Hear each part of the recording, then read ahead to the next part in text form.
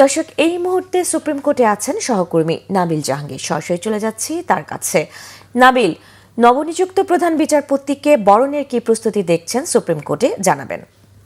সাবরিনা, এই মুহূর্তে আসলে আমরা সবাই অপেক্ষা করছি বাংলাদেশের 26তম বিচারপতি জুবায়ের রহমান চৌধুরী তিনি হয়তো কিছুক্ষণের মধ্যেই এখানে এসে উপস্থিত হবেন। এবং সাধারণত আমরা যেটা দেখি যে প্রধান বিচারপতি যেদিন শপথ গ্রহণ করেন সেদিন থেকেই তার যে নিয়োগ সেটি কার্যকর ধরে নেওয়া হয়। তবে আজকে কিন্তু আসলে খুব বেশি আড়ম্বর করে স্বাগত জানানোর তেমন কোনো প্রস্তুতি নেই।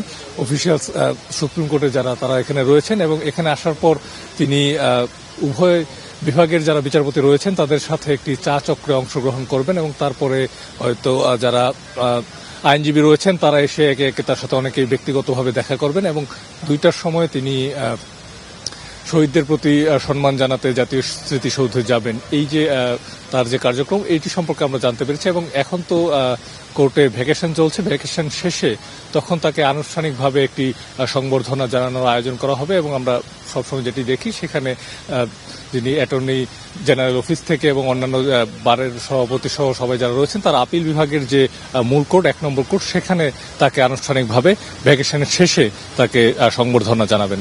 সাবরিনা, ধন্যবাদ নাবিল।